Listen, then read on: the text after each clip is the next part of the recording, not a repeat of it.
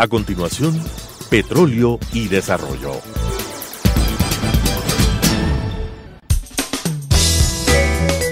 Clasificación B, bajo supervisión de un adulto.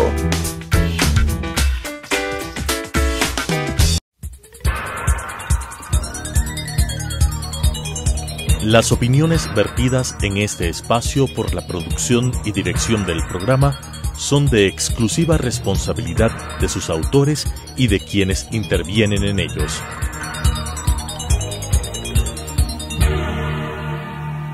Telesucesos Canal 29 UHF presenta Petróleo y Desarrollo, conducido por Henry Llanes y Diego Cano, especialistas de temas hidrocarburíferos, especialmente de la política, la legislación, la contratación y la economía petrolera.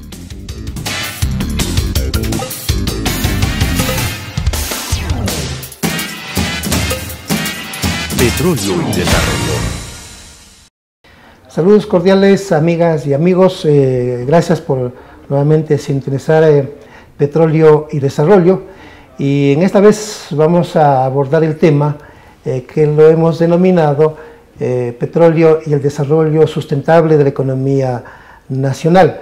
Así que entrando en materia, vamos a ubicar algunos antecedentes, algunos ejes para después mostrar unos cuadros sobre lo que ha sido en el Ecuador la explotación petrolera por parte de Texaco en los años 70, años 80 y sobre todo en el periodo de Correa, que es lo que hizo con la reforma petrolera del año 2010. Así que Diego, bienvenido nuevamente. Saludos a todos los que siguen este programa y a aquellos que se integran también. Creo que es muy importante para la historia del país contar un poco sobre lo que ha pasado con el Ecuador a raíz de que se transformó en un país exportador de petróleo. Esto estamos hablando desde 1972. Pero hay que señalar un poco antes, unos años antes de cuando empiezan las primeras actividades exploratorias, sobre todo en la región amazónica, que si nos remontamos unas décadas antes, se afirma, ¿no es cierto?, que las primeras actividades exploratorias corresponden a la década de los 20 del siglo pasado, ¿no?, con una concesión entregada a una compañía inglesa, ¿no?, que después la heredó Shell. Hay que recordar una de esas cuestiones o hitos de la historia que se denominan cuando Galo Plaza en 1948, frente a la falta de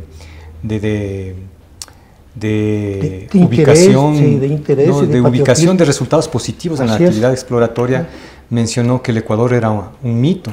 Pero sin embargo las actividades continuaron. En 1964 se constituyó un consorcio entre dos empresas, entre una empresa norteamericana y inglesa, cuyo antecedente se remonta a una empresa denominada Minas y Petróleos, que la presidía un ciudadano austriaco de nombre Howard Strutt, ¿no? Este ciudadano, cosa curiosa, mandó a hacer una medalla que en el frente decía el descubridor del petróleo en el oriente y en la parte trasera tenía un mapa de la concesión. Sí. Luego, esta persona entregaba concesiones sobre lo que él tenía autorizado. Un poco el antecedente del consorcio Texaco Gulf. Cobraba 2 centavos por hectárea. ¿No? El Estado cobraba 2 centavos por hectárea, cuando él, en cambio, tenía un gran negocio atrás de eso. El consorcio Texaco Gulf perforó el pozo Lago Agrio 1 en 1967, el 29 de marzo, y extrajo 2.600 barriles de petróleo por día. Un crudo liviano de 31 grados, creo. De muy buena calidad. Y ahí empezó la historia del Ecuador como país exportador de petróleo. Así es. Recordamos que en 1971 inició la construcción, en 1970, perdón, inició la construcción del oleoducto transecuatoriano, del SOTE, y para el 72, ya en agosto, se realizó la primera exportación, ¿no? Creo que fueron alrededor de 300.000 barriles en un cargamento, ¿no?, ya durante la época de la dictadura militar de Rodríguez Lara.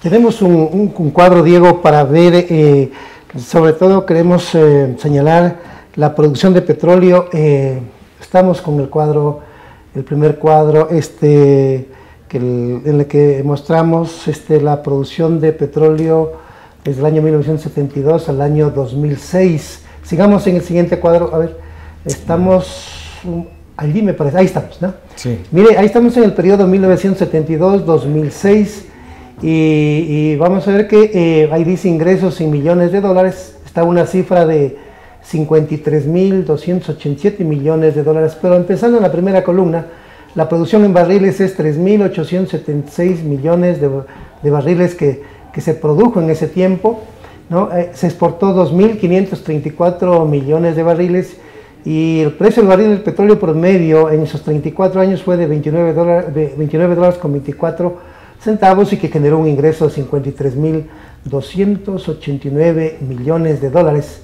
Y la incidencia en el PIB, ¿no? del país, de lo que corresponde a petróleo, fue de 18.9%, y en las exportaciones el petróleo tuvo una incidencia del 70.9%, y en el presupuesto general del Estado tuvo una incidencia a los ingresos petroleros en el 51%, ¿no? Sería bueno que el segundo cuadro lo digas. La segunda parte, La ¿no? segunda parte, que es de 2007 a 2016. Sí, yo creo que a través de este cuadro se aprecia la importancia de la actividad petrolera en el contexto nacional. Así es. En términos económicos, ¿no? Ya. Entonces vemos que en cambio durante el periodo 2007-2016, que corresponde al periodo de gobierno de Alianza País de Rafael Correa, la producción de petróleo fue de 1.886 millones de barriles. Así es. Las exportaciones totalizaron 1.337 millones de barriles a un precio promedio ponderado de 71.44 dólares. Exacto. Aquí hay que detenernos un poquito, es decir, un precio muy importante que en algunos momentos llegó incluso a sobrepasar los $100 por barril, llegando, si no mal no recuerdo, incluso hasta $150 en el caso del WTI, ¿no? Sí, en comparación, siempre teniendo en consideración que nuestro crudo marcador es del WTI. Esto representó para el país 95.585 millones de dólares para el periodo de 10 años antes señalado. Así es.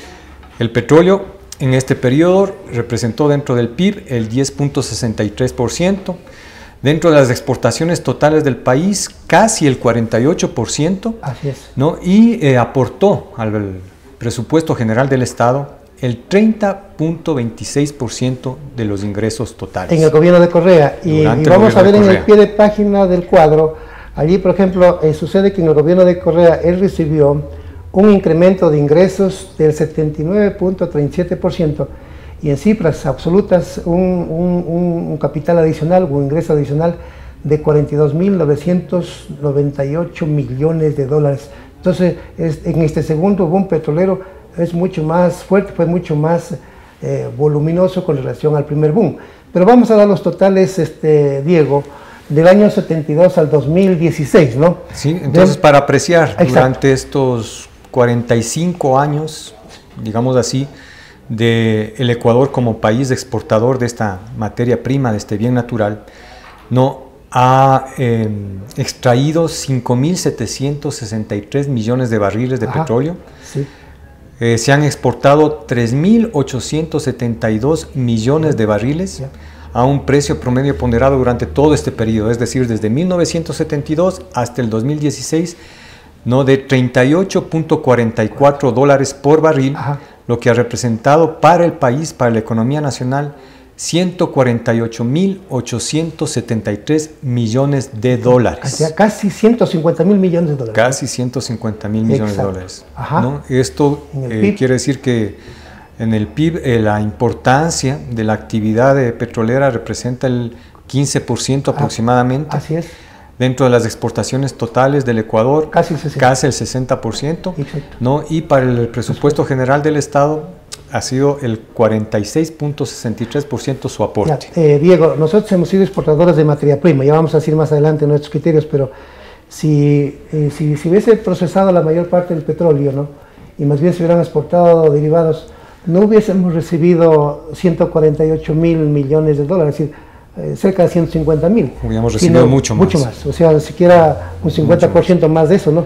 Sí. Estaríamos hablando sobre los 200.000 millones de dólares, ¿no es cierto? Hay que recordar que en determinadas etapas el país sí produjo un excedente de derivados de petróleo, ¿no? Sí. A través de, 70 y 80, sus plantas industrializadoras, ¿no? Años 80. Y se exportaba gasolinas. Así es. Pero luego de un periodo, ¿no es cierto?, cuando ya las condiciones de extracción de petróleo en el oriente, a través de la actividad de las empresas transnacionales que sobre todo iban obteniendo un petróleo de menor calidad, al que se ubicó inicialmente con la mezcla de crudos, esta situación cambió de forma radical. Así es. ¿No? En lugar de exportar los excedentes, nos convertimos en importadores ya lo vamos a ver en los cuadros siguientes con de derivados. Lo que hizo Correa. Así es. Antes de ahí también sería brevemente, Diego, vamos a ver en este cuadro la influencia que tuvo el petróleo en la formación social de la realidad ecuatoriana. Este concepto de formación social que une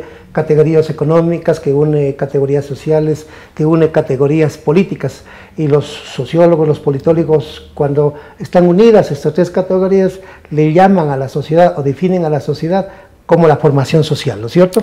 ¿Ya? Y sería bueno que tú les des lectura de los principales ejes que fueron influenciados, cambiados con los ingresos petroleros a partir de los años 70, estimado Diego. Están en el cuadro, ¿no? Sí, tomando en consideración que antes de esta época, Ecuador era un país eminentemente agrícola y exportador de estos productos, inicialmente cacao, café, y después banano durante casi 5 décadas, a pesar de que ahora también el banano sigue siendo una fuente de ingresos importante desde la actividad privada, digámoslo así, ¿no? Entonces, esto tendríamos, ¿no?, como consecuencia de esta transformación del país, del crecimiento de las fuerzas productivas, es decir, crecieron la industria, la agricultura, el comercio, el sector de los servicios.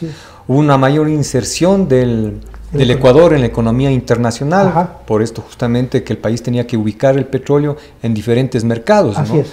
Tanto en la misma América como exportaciones a Asia eventualmente. Una mayor transformación socioeconómica y política del Ecuador, ¿no? El crecimiento en la infraestructura y el equipamiento, no solamente en la industria del petróleo, sino también en la electricidad, las telecomunicaciones. Las grandes ciudades en realidad se transformaron con los eminentes ingresos o cuantiosos ingresos producto de la exportación del petróleo. Hubo una expansión de la clase media vinculada sobre todo, ¿no?, a estos sectores crecientes de la economía nacional, ¿no?, de parte del Estado, petróleo, electricidad, como digo, telecomunicaciones. Esto en definitiva también tuvo una consecuencia en la parte política, ocasionando una modernización, digamos así, de la política en el país. Exacto. Quitemos el cuadro de ahí, producción, para un breve comentario y luego empezar con los otros cuadros. Sí. Transformación socioeconómica, ¿no? Expansión de la clase media, modernización de la política. Con esto, la modernización de la política, años 70, años 80, surgió la izquierda democrática, surgió la democracia popular como expresión de la clase media, ¿no es cierto? Como estos procesos que fueron transformando la política, y también el Partido Social Cristiano presentó nuevas figuras políticas y también adecuó su programa a las nuevas aspiraciones de los sectores productivos, del empresariado del Ecuador.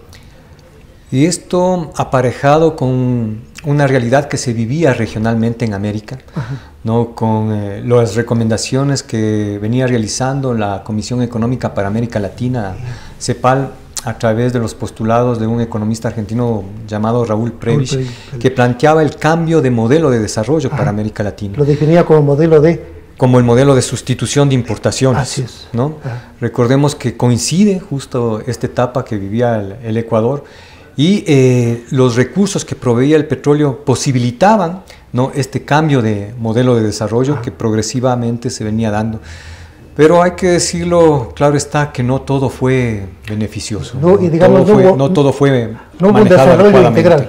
No hubo en realidad un desarrollo integral, no hubo lo que la dictadura militar de ese entonces, que denominó a su gobierno nacionalista y revolucionario, planteó, que era la cuestión de sembrar el petróleo para que el fruto de su actividad sea, ¿no es cierto?, distribuido a otras actividades económicas y permitan un desarrollo más armonioso de los otros sectores productivos del país. Es decir, sin subestimar a la sociedad ecuatoriana, nuestro pensamiento, nuestra razón de ser, pero Diego, si nosotros hubiésemos tenido una mentalidad de los canadienses, de los japoneses, de los norteamericanos, de los europeos, el Ecuador fue otra cosa, otro gallo le cantara al Ecuador. O como el ejemplo que ahora se pone de países productores o extractores de petróleo como Noruega, que constituyó un fondo que nunca lo ha utilizado, ¿no? Y que rebasa incluso la posibilidad de imaginación que tiene el ser humano de la cantidad de recursos que tiene, de ahorro, ¿no?, depositado en ese fondo Noruega, y que le va a permitir realmente ir hacia otro tipo de desarrollo, que incluso ya están ellos preveyendo la posibilidad de dejar a un lado, ¿no?, la quema de combustibles fósiles, por ejemplo, para el transporte, para incursionar en otro tipo de tecnologías que justamente le van a facilitar. Porque tienen un gigantesco ahorro nacional. Así es. 1% de pobreza, 1% de analfabetismo y 1% de inseguridad. Ya, en cambio nosotros más del 50%. ¿Cuánto bien nos hubiera hecho a los ecuatorianos tener esa mentalidad y no lo que sucedió, lamentablemente, no, que privilegiaron intereses de compañías transnacionales, intereses de grupos de poder económico y político locales, en lugar de pensar en todo el pueblo ecuatoriano? Hay unos siguientes cuadros, amigos, le pedimos a Oscar que nos ubique otros cuadros. Estamos hablando aquí ya del contrato de asociación con Texaco, simplemente lo voy a mencionar rápidamente. El Estado participó con el 62.5% de acciones en ese contrato, la contratista con el 37.5%, la contratista pagó de su participación el 18.5% en regalías petroleras, incrementó el pago del impuesto a la renta del 44.4% al 87.31%, el costo promedio del barril del petróleo en 20 años fue de $3, al final el Estado participó del 92% de los ingresos de cada barril de petróleo que explotó la contratista y la contratista el 8%, y al final de los 20 años al país le quedó 23.508 millones de dólares y la compañía llevó 1.643 más otros beneficios adicionales. Y claro, eso fue espectacular lo que hizo el gobierno con la firma de ese contrato, señalando que ese contrato tiene un punto débil, un punto que es muy cuestionable, el tema de la contaminación ambiental. Y nosotros conocemos la contaminación ambiental que se dio en la Amazonía. Cuando estuvimos en la agencia sindical denunciamos, publicamos libros de esa contaminación, tú recordarás, Diego, y claro, pero también la responsabilidad la tiene el Estado porque en ese entonces no creó una legislación a nivel constitucional y legal sobre control ambiental, no incluyó esas disposiciones en el contrato, no dictó políticas ambientales, no ejerció controles, es decir, el Estado ausente en el manejo ambiental, y claro, entonces la contaminación es terrible para la Amazonía, pero la responsabilidad es del Estado y la contratista, inclusive el Estado mayor, porque es del 62.5% que el Estado tuvo acciones en ese contrato. Eso es la realidad.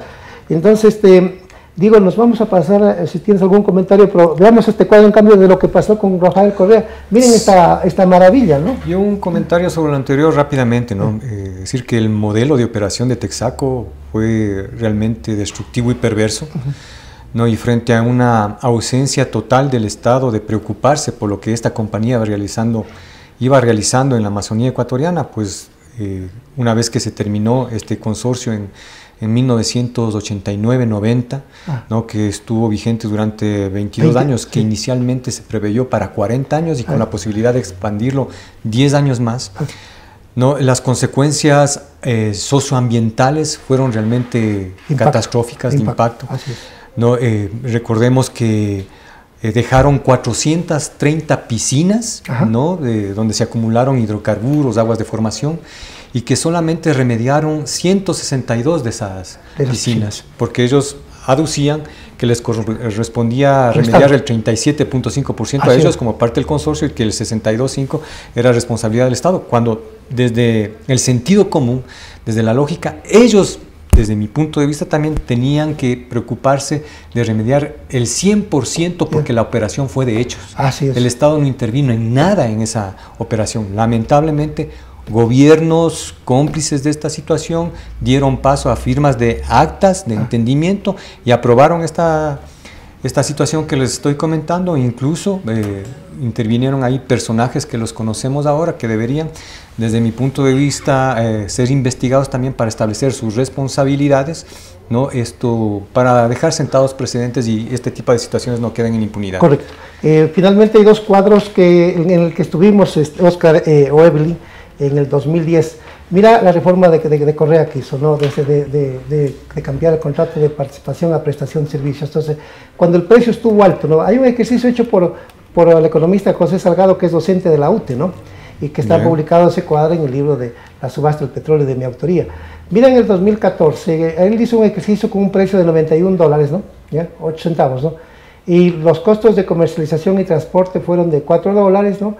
Para el ecodesarrollo y rentas de Napo, Sucumbías de Esmeraldas, $1.10, y lo que recibe Petrooriental por el pago de la tarifa por extraer un barril de petróleo, $41, que es una locura, ¿no? Esto es lo que se fijó luego de la reforma a la ley de hidrocarburos, Sí. con la nueva renegociación de los Y contratos. que la pasaron sin debate en la Asamblea, ¿no? Exacto. Cuando Corcho Cordero era presidente de la Asamblea. Y Exacto. sucede que con el Estado recibió de ese precio el barril de En petróleo. esas condiciones de mercado, ¿no es cierto? Sí. En $91.08 del barril de exportación. Recibió neto 44.98, ¿no? ¿Ah? Eso es lo que le quedó al Estado de la explotación. Pero de- luego, pero hay que ver luego, esto, mira. el próximo cuadro es lo es interesante. lapidario, ¿no? Indícales, Diego, indícales, Sí. ahí está.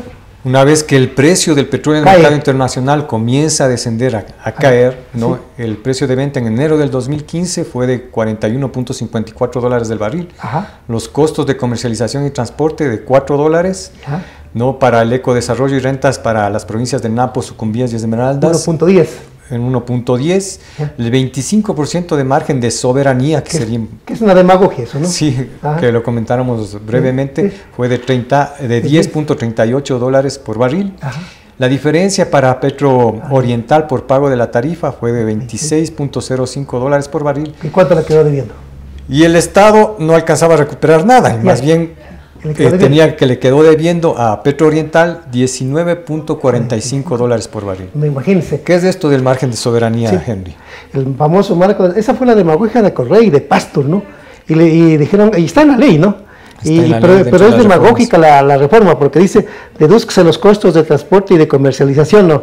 Y el Estado se reserva el margen de soberanía. Y la pregunta, ¿y los costos de producción, que son los más grandes, que no va a cobrar la compañía?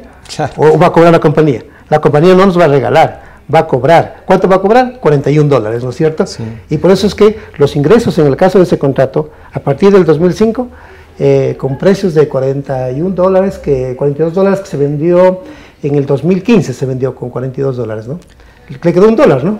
Sí, y recordemos que hubo incluso días y meses Ya. que el precio descendió aún más, Ah, claro. llegando a bordear casi los $20 por barril. En el 2016. De crudo de exportación en el 2016. Sí. Es decir, el Estado tuvo que nuevamente, lo que ocurría en la década de los 80 e inicios de los 90, subsidiar la actividad de las empresas extranjeras porque la reforma no estuvo indexada a las condiciones de mercado. Así es. Entonces, la reforma podría haber sido buena mientras los precios se mantenían altos, Sí. pero el momento en que descendían, en cambio, Los el costos tenían que Estado bajar. perdía. Y los costos tenían que bajar. Y los costos no bajaban. Nunca bajaron. Y el Estado tenía que subvencionar la actividad de las empresas con las cuales había renegociado estos contratos. Creo que ya no vamos a ver más cuadros, Diego. En el año 2016, ¿no?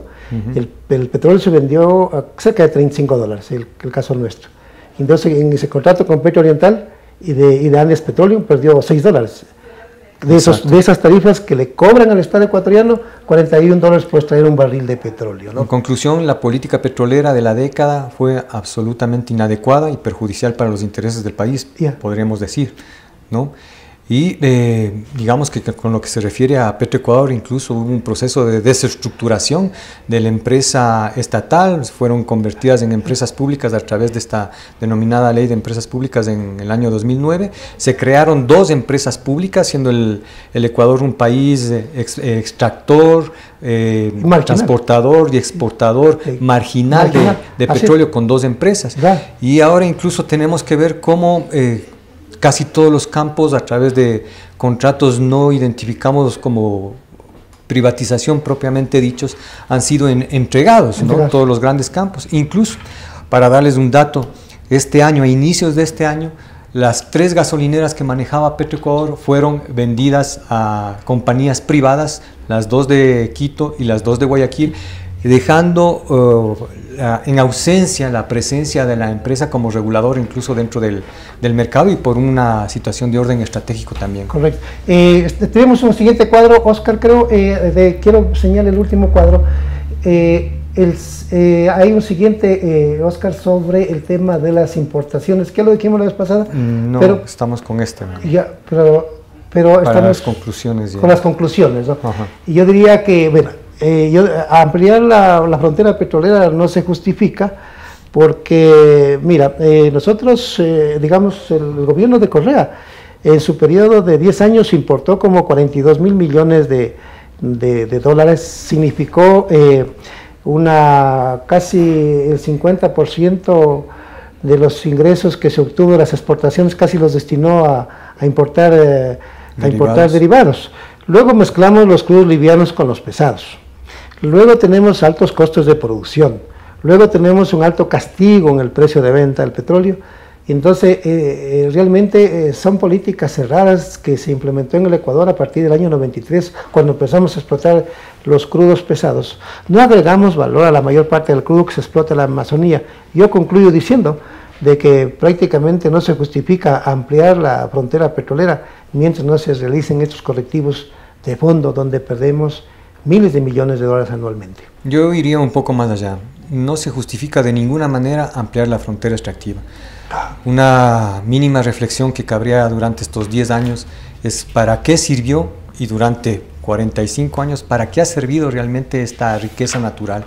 Porque de hecho han crecido nuevos grupos de poder económico y político, es decir, con Alianza País. Muchas veces ha servido para llenar los bolsillos de pocos, con Alianza País, ¿no? En contra de las necesidades de muchos, de la gran mayoría del pueblo ecuatoriano. Entonces la conclusión, digamos que ha existido una ausencia total de política pública petrolera en beneficio del país entero, ¿no? Por las circunstancias que tú has mencionado anteriormente. Texaco perforó 326 pozos. 27 de avanzada, 260 de desarrollo, 4 de extensión, 28 exploratorios y 7 de reemplazo. ¿Sabes cuánto perforó las compañías en el gobierno de Correa? ¿Cuántos pozos? 3.397 pozos. 1.516 pozos perforó Petroamazonas y 1.841 las compañías privadas. Es decir, eso ya parece un indicador de sobreexplotación. Allá hay pozos que se han perdido, hay pozos que se han conificado de agua. ¿Y qué es lo que ha hecho la ARCH, la Agencia de Regulación y Control de Hidrocarburos, sobre las tasas de extracción que debería vigilar? En silencio total. Gracias, Diego, gracias, amigas y amigos. Estos son los datos que vamos a ir revelando a lo largo de este programa. Gracias por sintonizarnos, muy amables. Las opiniones vertidas en este espacio por la producción y dirección del programa son de exclusiva responsabilidad de sus autores y de quienes intervienen en ellos.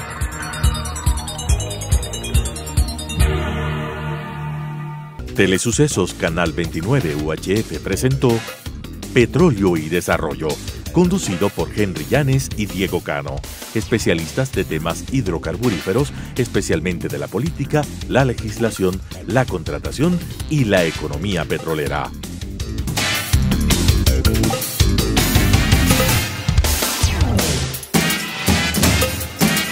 Petróleo y Desarrollo.